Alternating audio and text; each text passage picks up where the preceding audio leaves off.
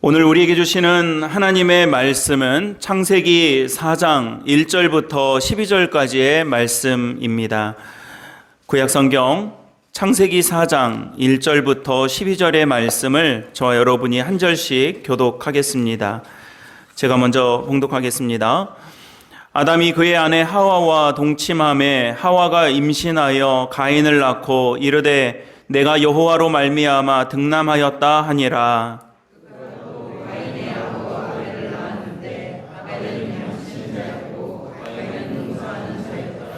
세월이 지난 후에 가인은 땅의 소산으로 제물을 삼아 여호와께 드렸고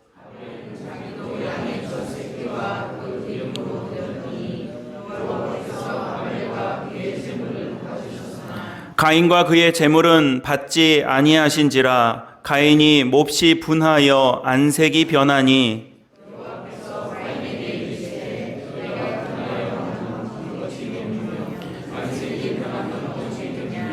내가 선을 행하면 어찌 낯을 들지 못하겠느냐. 선을 행하지 아니하면 죄가 문에 엎드려 있느니라. 죄가 너를 원하나 너는 죄를 다스릴지니라.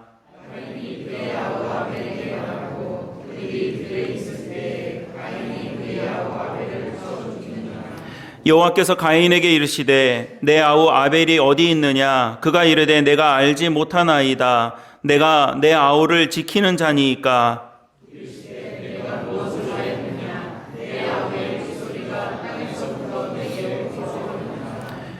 땅이 그 입을 벌려 내 손에서부터 내 아우의 피를 받아야 한즉 내가 땅에서 저주를 받으리니 내가 밭을 갈아도 땅이 다시는 그 효력을 내게 주지 아니할 것이요 너는 땅에서 피하며 유리하는 자가 되리라. 아멘. 하나님의 말씀입니다. 오늘 주시는 이 말씀으로 우리 말씀의 은혜를 함께 나눌 때에 오늘 예배의 자리에 나오신 우리 모든 분들에게 하나님의 은혜가 함께 하시기를 간절히 축복합니다. 우리 말씀 나누기 전에 옆에 있는 분들과도 먼저 인사하겠습니다. 잘 오셨습니다. 반갑습니다. 귀한 예배의 자리에 나오신 모든 분들을 주님의 이름으로 환영하고 축복합니다. 오늘은 우리 장로님 기도해 주신 것처럼 종려주일입니다. 예수님께서 예루살렘 성에 들어오실 때에 사람들이 종려나무 가지를 흔들어서 호산나를 외치며 환영했던 모습을 기념하는 날입니다. 사실 보이는 장면, 보이는 씬은 굉장히 이렇게 흥분되고 즐거운 모습 같지만 참 슬픈 입성이었죠. 왜냐하면 우리 주님께서 우리의 죄를 대신해서 십자가에 못 박혀 죽기 위한 그 첫 번째 발걸음이기 때문에 그랬습니다. 사람들은 들떠 있었고 세상적인 기대, 예수님을 기다리면서 호산나 외쳤던 사람들은 그 기대가 세상적인 인간적인 기대를 갖고 있었던 것이죠. 그러나 예수님은 십자가를 위한 그 십자가의 길로 들어가신 것입니다. 요일로 따지자면 다가오는 금요일에 예수님은 십자가에 못 박혀 죽으시고 다시 우리 다음 주일 아침이 되었을 때, 우리 다음 주일은 주일 아침에도 새벽 예배를 드리겠지만 주일 아침 새벽 이른 미명에 예수님의 부활을 확인하게 되는 사람들의 고백을 우리가 볼 수 있게 되는 것입니다.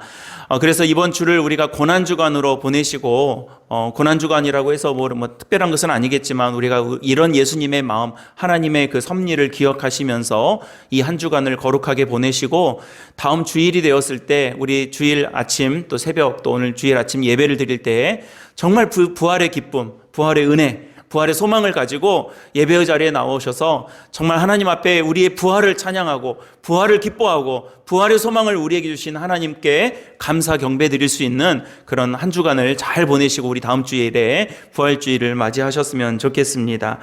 그런 한 주에 의미 있는 우리 고난주간과 우리 종려주일 또 다음 주 부활주일을 맞이하게 되시기를 간절히 바랍니다.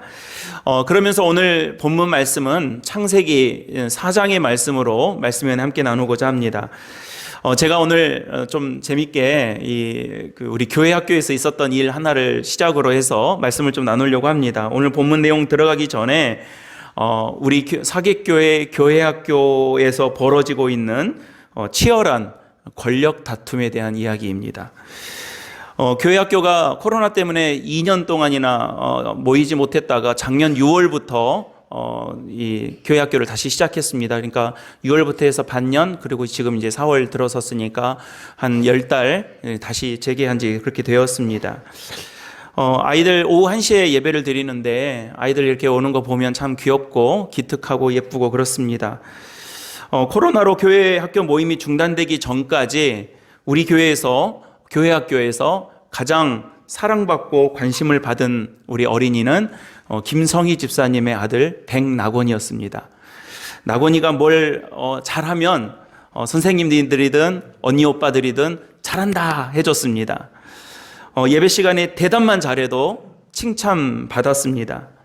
그런데 코로나가 지나는 동안에 2년 동안 교회 학교 예배를 드리지 못하고 다시 작년 6월에 모이기 시작했을 때 낙원이는 너무 커버렸습니다. 이제 아이가 아닌 거예요. 의젓한 형이 되어버려서 나타났습니다. 아이들이 다 코로나 끝나고 다시 만나니까 훌쩍들 커가지고 야, 너 이렇게 커버렸니? 싶은 아이들이 다시 오기 시작했습니다. 다행히 그 막내 자리를 다시 이어받은 아이가 하나 생겼는데 그 아이는 강여방 집사님의 외손자 이유빈이었습니다. 유빈이는 지금 6살입니다. 그러니까 5살에 교회 학교를 나온 거죠. 유빈이가 오면 형 누나들이 좋아했습니다. 그리고 그 사랑 안에서 무럭무럭 크고 있습니다. 까불죠. 5살짜리가 가만히 있으면 이상한 거죠. 예배 시간에 온 예배당을 휘젓고 돌아다니는데도 아이들이 좋아하고 또 유빈이가 오면 유빈이가 없으면 서운해하고 그렇습니다. 그렇게 사랑을 받았습니다. 그런데 3, 4주 전부터 무지막지한 정적이 등장했습니다. 그것은 지금 돌아다니고 있는 남대환 고지연 성도님의 아들 남하율입니다. 하율이는 유빈이보다 1살 아래입니다. 자, 그러면 모든 사랑과 관심은 이제 누구에게로 옮겨지고 있는 중이겠습니까? 하율이에게로 넘어가고 있는 중입니다. 심지어 하율이는 여러분이 보시다시피 아무렇지도 않게 돌아다닙니다. 예배 시간에도 유빈이, 제가 유빈입니다. 자, 제가 하율이고요. 지금 유빈이 하율이 이야기하고 있었어요. 자, 제가 유빈이고 6살, 하율이는 5살 저기 있습니다. 지금 심각한 권력 다툼이 지금 일어나고 있는 두 당사자가 마침 공교롭게 오늘 없을 줄 알고 제가 이렇게 이야기했는데 있어버리네요. 자, 하율이에서, 유빈이에서 하율이로 형 누나들의 사랑이 옮겨지고 있는 중이에요. 심지어 하율이는 아무렇지도 않게 앞에도 나와요. 어린이부 예배를 드리는데 하율이는 앞에 나와가지고 춤을 춥니다. 얼마나 귀엽겠어요. 유빈이는 앞으로 잘 안 나옵니다. 맨 뒷자리에 앉아서 이렇게 감시하는 그 스타일이고요. 하율이는 앞으로 나오는 스타일입니다. 그래서 유빈이 보고 앞으로 좀 나와봐. 뭐 할 때 유빈이 앞에 나와서 뭐 해보자. 그러면 안 나옵니다. 뒤에 이렇게 앉아서 이렇게 보고 있어요. 근데 지난주에 예배를 드리면서 문제가 터졌습니다. 찬송을 부르는데 하율이가 앞으로 나와서 춤을 추기 시작했습니다. 형과 누나들이 좋아했고 선생님들이 이쁘다고 까르르 웃었습니다. 그런데 그동안 앞에 나와봐 해도 끔찍도 하지 않았던 유빈이가 하율이가 앞에 나와서 찬양 소리에 맞춰서 춤을 추니까 갑자기 앞으로 나와서 하율이 옆에 서 있었던 것입니다. 그런 문제는 그런 유빈이의 꼴을 하율이가 못 봐주더라는 것입니다. 하율이 혼자 춤을 춰야 되는데 유빈이가 앞에서 평소에 나오지도 않던 형이 나와가지고 자기 옆에 서 있으니까 그 모습을 보고 웃으니까 하율이가 유빈이 형을 밀어내기 시작했습니다. 저리 가라고. 결국 둘 다 울었습니다. 심각한 다툼이 일어난 거죠. 예배를 드리다 말고, 예배 시간인데 예배를 드리다 말고 두 아이 떼놓느라고 잠깐 예배가 중단됐습니다. 제가 이렇게 보면서 집에 왔더니 그걸 보고 있던 저희 집 아이들이 집에 와서 해석을 하는 거예요. 아빠, 유빈이가 질투심에 불타오르기 시작했어. 아빠, 하율이가 유빈이 형을 밀어냈어. 이런 것들을 저도 뻔히 봤음에도 불구하고 일르기 시작했습니다. 제가 그거 보면서 막내 자리에 대한 권력 다툼이 본격적으로 시작되었구나. 자, 그러면 아까 제일 처음에 등장했던 낙원이는 뭐하고 있었을까요?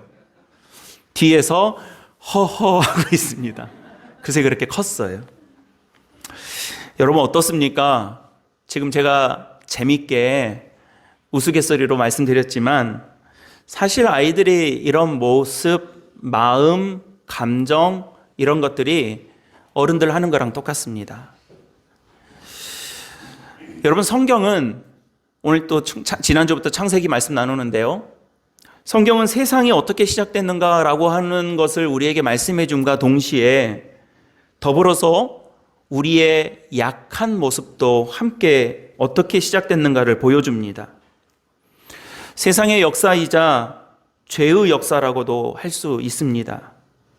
여러분, 죄는 무시무시한 어떤 범죄라기보다는 우리의 연약한 모습, 죽을 수밖에 없는 우리의 약함을 말하고 있는데요. 우리 몸도 그러지 않습니까? 우리 몸이 이렇게 건강하게 있는 것 같아도 약한 부분들이 있습니다. 우리 장로님, 권사님들도 집사님들도 보면 다 약한 부분들이 있어요. 제가 오늘 주보에 우리 병 중에 계시는, 치료 중에 계신 연약한 성도님들 위해서 기도해 주십시오라고 하면서 우리 이제 뭐 문옥성 권사님이라든지 또 우리 강동수 집사님 다쳐서 또 누워 계시고 또 이광영 집사님, 김문희 성도님 오늘 오셨네요. 또 오지 못하시는 분들 위해서 이렇게 했는데 사실 여기 오셔도 우리 권사님들 뭐 아픈데 손 대보세요 그러면 다 이렇게 어디 여기 난 여기 아프고 난 여기 아프고 난 여기 아프고 이렇게 다 하세요. 다 연약한 부분들이 있습니다. 근데 우리가 그런 연약한 부분들이 면역력이 떨어진다거나 무리하거나 스트레스가 쌓이면 그 약한 부분으로 우리가 어떤 병이 생기거나 또 문제가 생기고 그러지 않습니까? 죄도 마찬가지입니다. 여러분, 죄는 우리의 약한 부분인데요. 그 적나라한 모습을 오늘 창세기 본문 4장을 통해서 우리에게 고스란히 보여주시더라는 것입니다. 하나님은 동생을 죽이고 싶어하는 가인에게 오늘 말씀의 제목처럼 너는 죄를 다스리라고 말씀하셨지만 가인은 자신의 약한 부분, 그 분노와 질투와 시기를 이겨내지 못하고 결국 동생을 죽이고 마는 사건이 오늘 본문의 말씀인 것입니다. 사실 가인뿐만이 아니라요, 가인 이전에도 그런 모습을 계속 보여주고 있습니다. 에덴 동산에서 아담과 하와가 벌써 말씀에 불순종하는 모습을 3장에서 보여주고 있습니다. 창세기 6장에는 모든 사람들의 계획이 악한 것뿐이고 부패하고 포악했더라고 6장 5절 말씀에서 말씀하십니다. 이후에 바벨탑이 만들어지는 과정에서 11장 4절에서는 사람들이 자기 이름을 내려고 급급했던 모습도 보여줍니다. 이런 모습들이 죄의 모습이었고 약한 모습이었고 우리를 무너지게 하는 모습이었다라는 것입니다. 여러분, 이게 먼 이야기가 아니라 우리가 늘 겪고 당하는 도전들입니다. 아담이니까, 아벨이니까, 가인이니까 했었던 모습이 아니라 저희들이 늘 겪고 늘 당하고 우리에게 늘 밀려오는 영적인 도전이자 실질적인 도전이더라는 것입니다. 대표적인 도전이고 이 약한 고리를 통해서 죄의 열매가 맺혀지기 때문에 여러분, 이런 말씀과 본문과 또 죄에 대한 하나님의 말씀들을 우리가 외면하거나 모른 척할 것이 아니라 잘 보고 이 영적인 도전들을 이겨내야 되더라는 것입니다. 야고보서 1장 15절 말씀에는 욕심이 잉태한 즉 죄를 낳고 죄가 장성한 즉 사망을 낳는다고 말씀하십니다. 로마서 6장 23절 말씀에도 죄의 삭슨, 죄의 결과는 사망, 죽음이다라고 말씀하고 있습니다. 그러니까 여러분, 죄는요, 이게 특징이 있는데, 성질이 있는데 잘 자라는 성질이 있어요. 제가 요 뒤에 밭 모서리에다가 허브를 예전에 이렇게 한 문금 심어본 적이 있었는데요. 와, 이 허브가요, 생명력이 장난 아닙니다. 이만큼을 심었는데 나중에는요, 얼마나 이렇게 자랐는지 낫으로 다 베내고 심지어는요, 제초제도 뿌려봤는데 또 살아나는 거예요. 이 허브가 굉장히 생명력이 강하더라고요. 여러분, 죄도 잘 자라는 속성이 있습니다. 그러니까 가만히 놔두면 지가 알아서 없어지겠지라고 하는 게 아니라 가만히 놔두면 쑥쑥 자랍니다. 무럭무럭 자랍니다. 어디까지 자랍니까? 죽는 데까지 자라게 되는 것이죠. 모른 척한다고 해결되는 것이 아닙니다. 그래서 여러분, 오늘 가인의 역사를 반면교사 삼아서 우리가 죄를 이기게 하시는 하나님의 은혜를 붙잡고, 저는 우리를 위해서 십자가에 못 박혀 죽으시고, 오늘 종료주일이고 다음 주 부활주일인데, 여러분, 왜 예수님께서 십자가에 못 박혀 죽으셨습니까? 우리의 죄의 문제들, 우리가 죽을 수밖에 없는 사망의 문제를 해결하기 위해서 오셨는데, 이 사망의 문제를 다시 반복하고 거듭할 필요가 없지 않겠습니까? 그래서 오늘 본문으로 주어진 이 말씀을 기반으로 해서 정말로 우리가 붙잡아야 할 하나님의 은혜를 잘 붙잡는 오늘 예배의 말씀이 되시기를 바랍니다. 첫째는요, 우리가 하나님, 오늘 가인의 모습들, 또 오늘 본문의 말씀을 통해서 우리는 하나님 앞에서 내 모습이 어떠한지를 잘 모른다는 사실을 꼭 기억해야 됩니다. 여러분, 우리가 하나님 앞에서 살아가고 있는데요, 내 모습이 어떠한가, 지금 내가 하나님 앞에서 어떤 모습으로 서 있는가를 잘 알아요, 몰라요? 잘 모른다는 것입니다. 오늘 본문 말씀은 가인과 아벨의 이야기입니다. 가인과 아벨은 직업이 서로 달랐습니다. 가인은 농사지었고 아벨은 양 키웠습니다. 하나님 앞에 때가 되니 각각 하나님께 제물을 드렸는데, 가인은 자기가 키운 곡식으로, 아벨은 자기가 키운 양으로 제물을 드렸습니다. 문제는 하나님께서 가인의 제물은 받지 않으시고, 그 당시에 이제 제물을 받았다라는 것은 불태워졌다라는 거 하는데, 가인의 제물은 받지 않으시고 타지 않았고, 아벨의 제물은 하나님께서 받으셨습니다.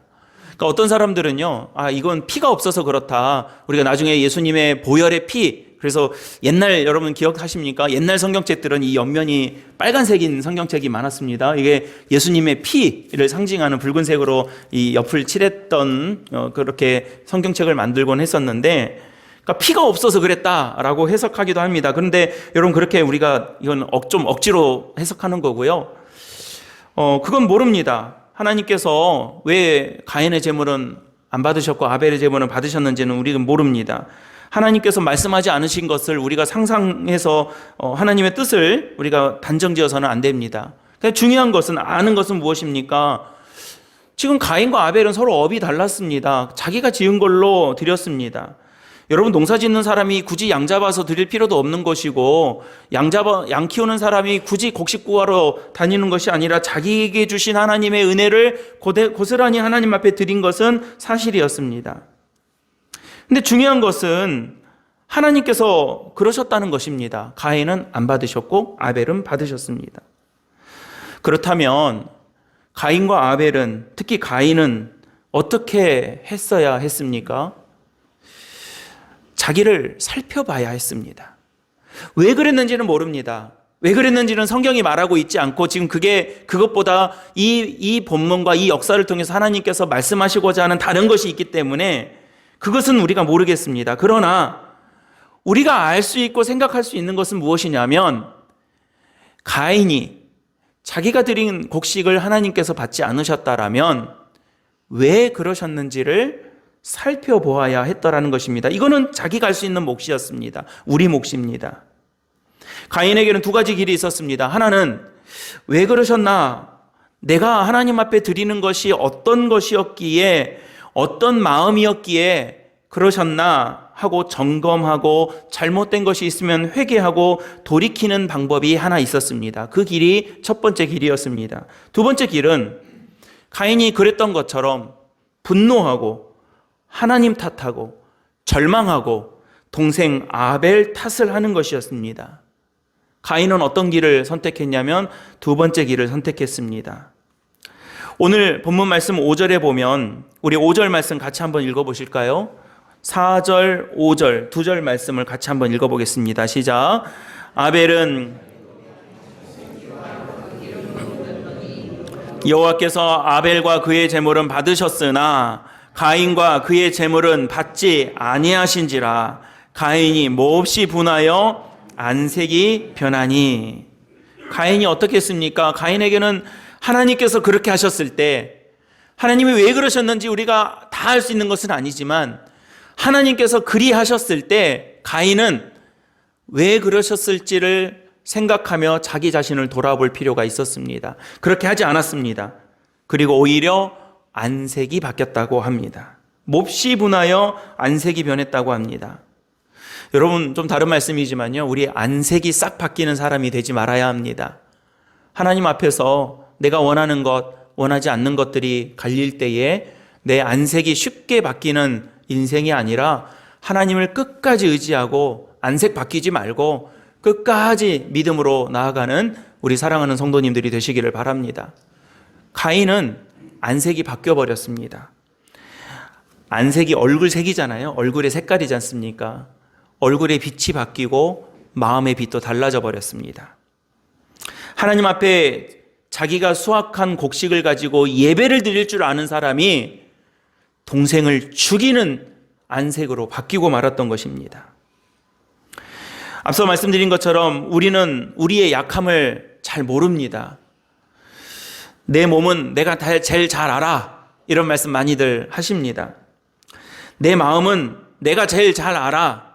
라고 말씀하시기도 많이 합니다. 그런데요, 사실 잘 모릅니다. 잘 모른다라는 사실을 하나님의 말씀 안에서 확인하시기 바랍니다. 우리 잘 몰라요. 세상에서 나를 내가 제일 잘 알고 있는 것 같지만 내 마음도, 내 몸도, 내 심령도 사실은 우리가 잘 알지 못합니다. 죄의 시대라고 말하는 사사기 시대에 사람들의 모습을 어떻게 묘사하고 있냐면 사사기 17장 6절에 사람들이 각기 자기 소견에 옳은 대로 행하였더라, 그렇게 말씀하고 있습니다. 여러분, 이 말씀을요, 현대인의 성경이라든지 공동번역 성경에 보면 자기 소견에 옳은 대로 하였더라, 이 말씀을 현대인의 성경에는 자기 생각에 좋을 대로 하였다라고 합니다. 공동번역 성경에는 더 적나라하게 묘사하고 있는데요, 사람마다 제멋대로 하던 시대였다, 이렇게 말합니다.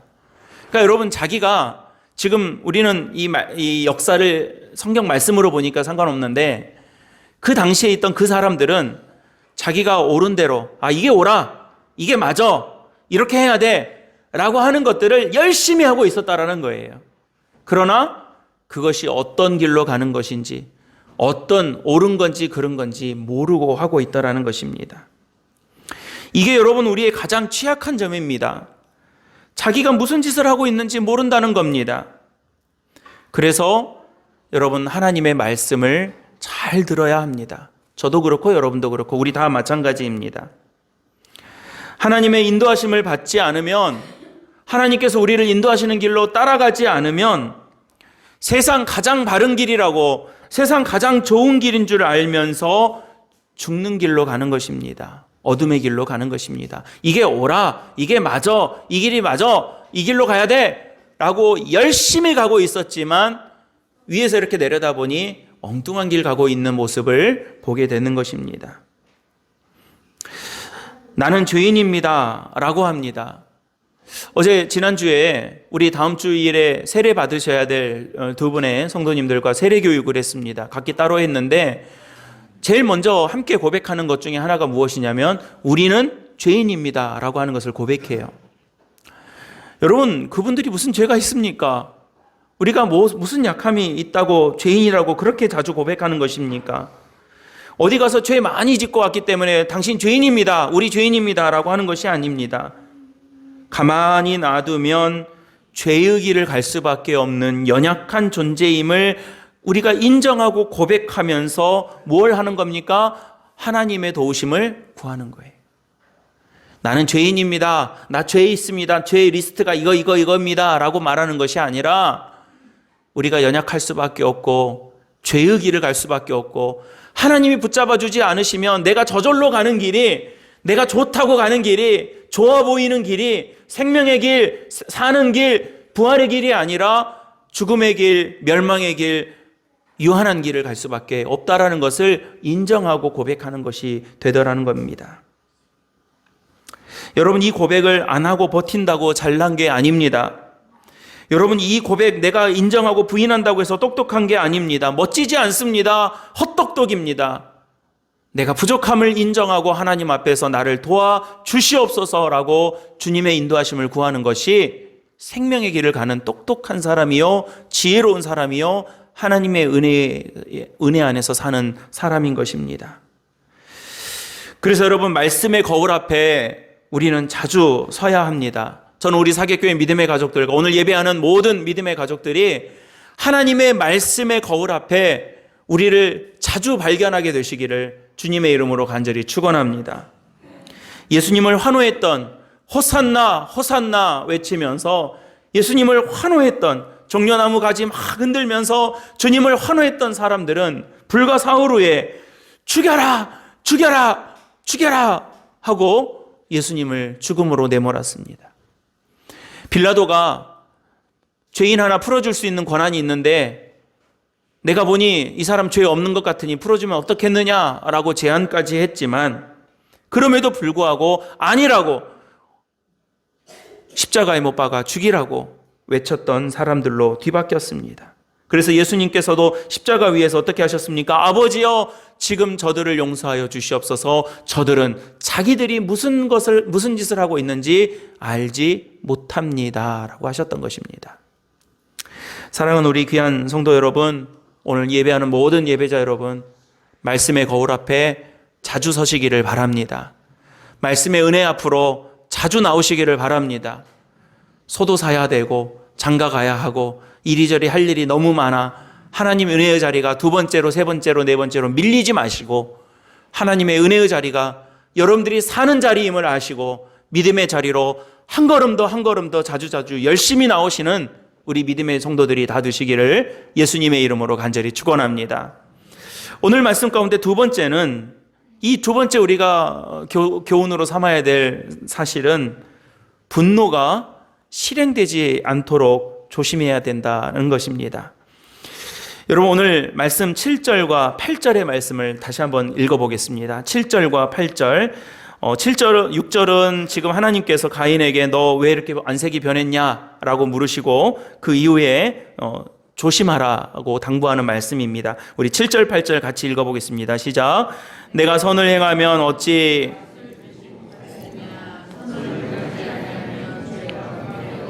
있느니라. 죄가 너를 원하나 너는 죄를 다스릴지니라. 가인이 그의 아우 아벨에게 말하고 그들이 들에 있을 때에 아우 아벨을 쳐 죽이니라.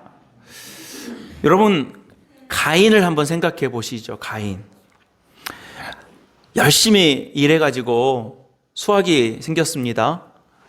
그래서 동생은 동생대로 열심히 일해서 수확이 생겼고요. 그래서 하나님 앞에 제물을 드려 예배를 드리려고 하는데 잘 준비해서 온 예물을 하나님께서 안 받으신 겁니다. 우리 성도님들도 예배 들어오시기 전에 하나님 앞에 귀한 예물 드리십니다. 얼마나 귀한 것입니까? 얼마나 우리의 삶이 들어있는 것들입니까? 그것을 하나님 앞에 드리는 거예요. 귀한 것이죠. 근데 한번 생각해 보세요. 하나님 안 받으시겠다. 됐다. 그러는 거예요. 여러분, 우리라면 어떻겠습니까? 기껏 농사 열심히 지어가지고 하나님 앞에 귀한 예물 드렸는데 하나님 안 받으시는 거예요. 둘 다 안 받으셨으면 모를까. 가인도 안 받고 아벨도 안 받으셨으면 좀 낫죠? 이번에는 우리 둘 다 못 받았어. 그러고 마는데 사람이요, 마음이 그렇지 않아요. 나는 안 됐는데 쟤가 됐어요. 그러면 이 마음이 이제 복잡한 겁니다. 들끓어 오르기 시작합니다. 엄청 속상했습니다. 우리도 그랬을 것입니다. 분노가 일었죠. 안색이 바뀌고 분노가 났습니다. 문제는요, 이 분노가 곧장 실행으로 이어졌다라는 것입니다. 죽음으로 실행됐다는 것입니다. 오늘 본문 말씀을 보면 5절에 가인이 몹시 분하여 라고 합니다. 분했습니다. 분할만 하죠? 내 건 안 받으시고 동생 건 받으시니까. 그래서 안색도 바뀌었습니다. 그래서 하나님께서 가인을 불러 말씀하십니다. 어찌하여 안색이 변했느냐? 안색이 변하면 어찌된 일이냐? 그리고 7절에 네가 이 분노를 제어하지 못하면 죄가 문에 엎드려져 있느라. 여러분, 이 장면을 어떻게 묘사하시면 되냐면요, 사자가 그 사냥감을 먹을 때 막 이렇게 가지 않습니다. 발소리도 나지 않게 조용히 엎드려서 다가갑니다. 그래서 자기가 이제 됐다 싶은 그 자리에 갈 때까지 이렇게 웅크리고 이제 마지막 내 사정권 안으로 들어왔을 때 탁 튀어나가서 탁 낚아챌 준비를 하고 있는 겁니다. 그때 엎드려 있는 장면이 지금 이 묘사인 거예요. 그러니까 죄가 문 앞에 엎드려져 있다라는 말은 네가 지금 죄에 빠지기를 이 문 앞에서 이렇게 기다리고 있다라고 하는 것입니다. 조심해라 그럽니다. 그런데 여러분 바로 8절에 하나님의 말씀이 떨어지자마자 가인이 이 분노를 억제하지 못하고 어떻게 했습니까? 동생 아벨을 조용한 곳에 가서 쳐서 죽였더라 그럽니다. 렘브란트라는 화가가 이 장면을 그렸는데요. 그가 동생을 쳐서 죽인 커다란 몽둥이가 묘사되어 있습니다. 그래서 그것을 가지고 동생을 때려서 죽이는 그런 장면을 그림으로 묘사한 게 있습니다. 속상했죠. 분노도 이해가 됩니다. 안색이 변한 것도 이해됩니다. 그러나 하나님께서 미리 경고도 하셨는데 죄를 다스려라. 다른 성경에 보면 죄를 이겨야 한다. 또 공동번역 성경에 보면 그 죄의 굴레를 씌워야 한다. 이렇게 말씀하고 있는 건데 손을 꽉 붙잡아 버리듯이 마치 내 손이 내 마음대로 안 되려고 할 때 여러분 이렇게 붙잡아 버리잖아요. 안 돼! 그러면서 그런 것처럼 죄를 딱 잡아놔야 되는데 붙잡아야 되는데 그 죄의 앞에 이렇게 엎드려 가지고 도사리고 나를 노려보고 있는 죄 앞에 그것을 굴레를 딱 씌워놓고 꼼짝마! 해야 되는데 그러지 못했더라는 것입니다. 고린도전서 13장에 보면 사랑에 대해서 쭉 말씀하고 있는데 여러분 고린도전서 13장에 보면 사랑에 대해서 정의하면서 아니하며 안되며 라고 말한 것들이 몇 가지가 나옵니다. 그런 것들이 어떤 것들이냐면요. 시기, 자랑, 교만, 무례히 행하는 것, 자기의 유익만을 구하는 것, 악한 계획을 세우는 것, 분노하는 것. 이런 것들을 아니하며 라고 하면서 사랑은 그런 거 안 하는 게 사랑이다 라고 말씀하고 있습니다. 그러니까 여러분 이런 것들은요. 시기, 교만, 자랑, 무례히 행함, 자기 욕심, 분노 이런 것들은요. 사실 이게 우리에게 있는 것으로만으로도 힘들어요. 그리고 여러분 그게 우리가 그런 것 아무것도 없이 나 절대 분노 안 해. 절대 시기 안 해. 절대 교만하지 않아. 여러분 그렇습니까? 우리 그러지 못해요. 시기할 수 있습니다. 분노할 수 있습니다. 욕심 부릴 수 있습니다. 자랑 좀 할 수 있습니다. 그러나 이거 자체로도 우리가 힘들 수 있겠지만 이런 것들은요. 실행이 되었을 때 나 자신뿐만이 아니라 모든 사람들, 많은 사람들의 삶을 무너지게 하더라는 것을 우리가 꼭 이 말씀 속에서 확인해야 되는 것입니다. 분노할 수 있었습니다. 분노라고 하는 감정 자체가 나쁜 것은 아닙니다. 그러나 그 분노를 실행하고 그 동생을 죽이는 일에 힘을 쓰고 우리 요즘 식으로 따지자면 거기에 돈을 쓰고 거기에 시간을 쓰고 거기에 마음을 쓰고 거기에 내가 움직이고 반응한다면 죽음의 길로 치닫게 되어 버렸다라는 것입니다. 더 큰 문제는 가만히 두면 실행으로 반드시 이어지더라는 것입니다. 시기하는 마음, 자랑하는 거, 교만한 거, 무례히 행하는 거, 악한 계획, 분노, 가만히 놔두면 없어지겠지. 그렇지 않습니다. 가만히 놔두면 아까 죄는 잘 크는 성질이 있다고 그랬죠. 쑥쑥 큽니다. 가만히 놔두면 쑥쑥 큽니다. 나도 모르게 우리 아이들 언제 이렇게 보면 아이고 너 언제 이렇게 컸냐 이러지 않습니까? 그것보다 더 빨리 큽니다. 훨씬 커져 있습니다. 우리는 가만히 있으면 선해지지 않습니다. 그래서 우리는 죄인이라고 합니다. 우리가 나쁜 짓 하고 돌아다녀서가 아니라 우리 안에 있는 죄의 속성이 가만히 놔두면 그것이 선한 것으로 바뀌는 것이 아니라 악한 것으로 나아가기가 쉽기 때문에 그렇습니다. 여러분 왕도가 없습니다. 지름길이 없습니다. 하나님의 말씀과 기도 앞에 우리가 멀어지지 않아야 이 일들과 마음들이 실행되지 않을 수 있는 것입니다.